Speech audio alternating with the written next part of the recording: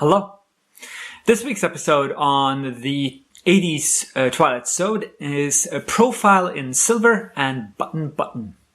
So we start with Profile in Silver, starring Lane Smith, who was Harry, I think, in Lois and Clark, the Superman story. And he channels his inner JFK here. You can hear it in his cadence, the way he speaks. He's been listening to a lot of JFK to prepare for this.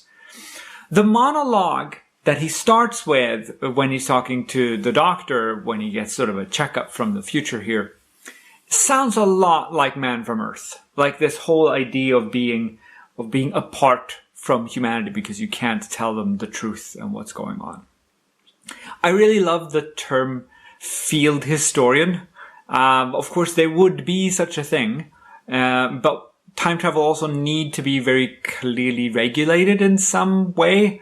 Because otherwise the mentions in the New Testament would be of thousands of people all showing up to watch the crucifixion, for instance. Or millions of people showing up to watch JFK's assassination. And we have no mention of that happening. So there has to be something going on. The 3D camera he's using has this lovely red-green shift. That's how 3D effects looked in the 80s. If you weren't wearing your special goggles, they were red and green. They were red and green shifted, and you had one red lens and one green lens on your eyes to produce the 3D effect. So it wasn't polarized light like it is now. Andrew Robinson plays the president, JFK. He does a marvelous job. We've seen him in Hellraiser. He also gets another episode in the 80s.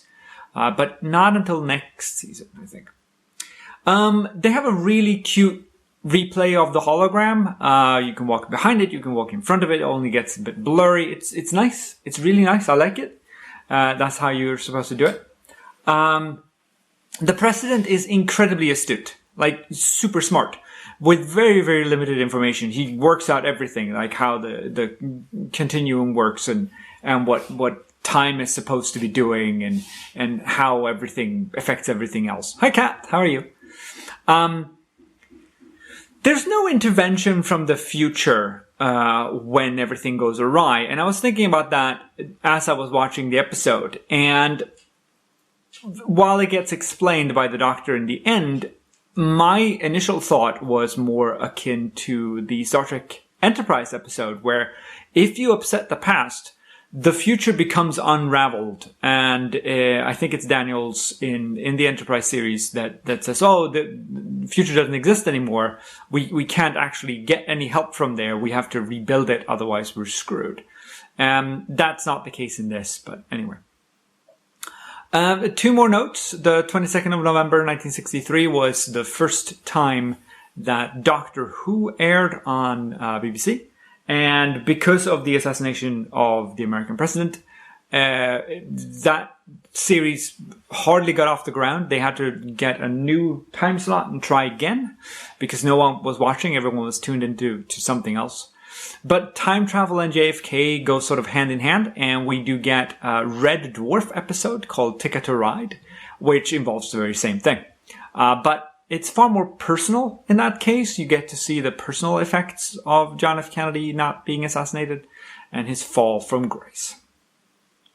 Next we get to Button, which is a very iconic episode, I think. It's one of the ones that has been made into a movie called The Box. It's written by Richard Matheson, and we'll get back to that. He's only one of two who wrote for both series, the other one being I Dance the Body Electric by Bradbury, which we've seen in the 80s just a few weeks ago. They get offered $200,000. That's about $480,000 today, so that you have an idea of how much money we're talking about here.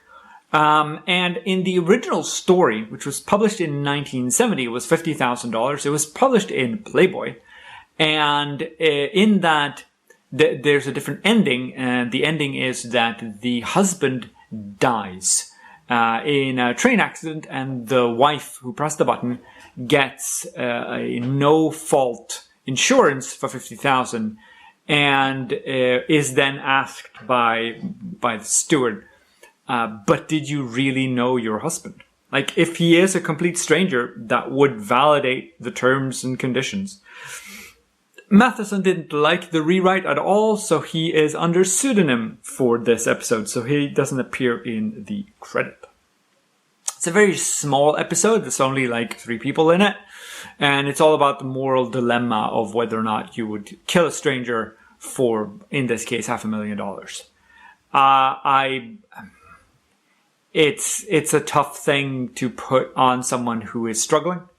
But the kicker in the end, of course, being that we'll take it to someone who definitely do not know you. So you've sealed your destiny here, definitely. The movie The Box is one of the movies that has spawned out of the Twilight Zone. Was it called The Sound of Thunder? We haven't gotten that far yet. And The Truman Show being 2 other ones. There's some others as well. Basil Hoffman, who played the steward in this episode, he plays a part in that movie, but not the same role. Next week, we're going to Need to Know and Red Snow, and not the zombie movie. And I look forward to seeing you then. Take care now.